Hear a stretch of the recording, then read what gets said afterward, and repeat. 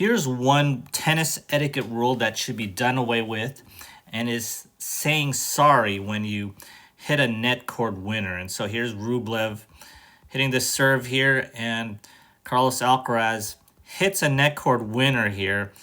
And notice that he doesn't say sorry. He'll say sorry most of the time, but here, what I like is that he didn't actually say sorry here.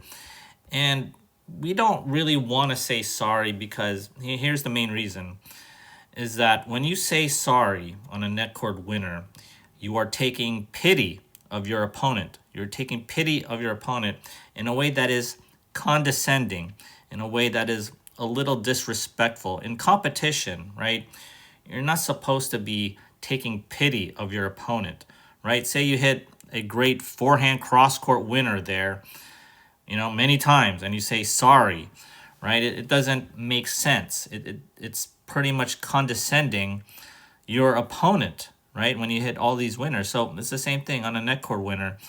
When you hit that type of winner, yeah, it's lucky, right? But you don't want to say sorry because it's disrespectful. It's condescending. You're putting yourself on top of them needlessly, right? You're taking pity on your opponent, and we don't want that. We don't, as competitors, right?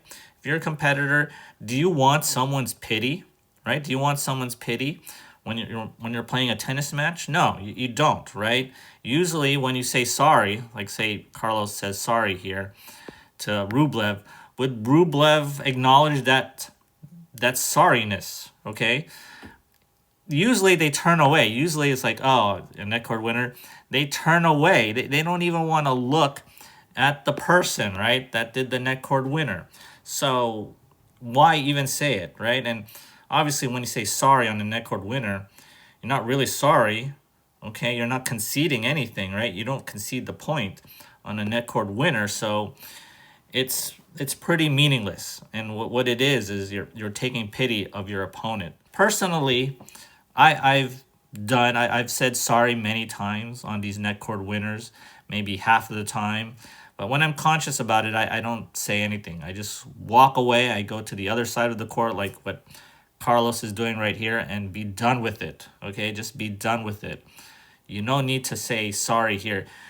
You do need to say sorry. Say like you hit a big time body serve to Rublev there, and maybe he gets hurt or not hurt, or something about it where it's something to his body, right? Say you're up close and your Rublev's up to the net and you hit like a powerful forehand to his body, then yes, okay, that's when you say sorry, because you don't want anyone to get hurt, right? You don't want anyone to get physically hurt. But on a net court winner here, right, it rolls over the net.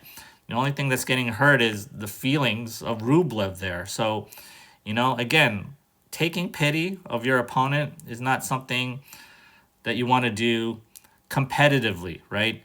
You don't want to receive the pity of your opponent, right? You're trying to play something where you're both equal, right? You want to compete, and whoever wins at the end, right?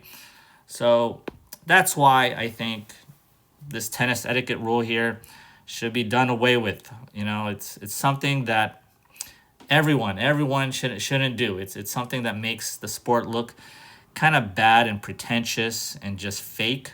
Okay, so if you have a net court winner, try not saying sorry. Okay, don't say sorry. Let's do this for tennis culture. Don't say sorry anymore. Don't take pity on your opponent, and don't have your opponent take pity on you.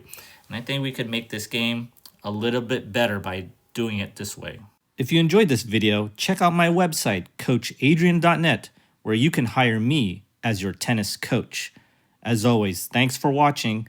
Be sure to like and subscribe, and I'll see you next time.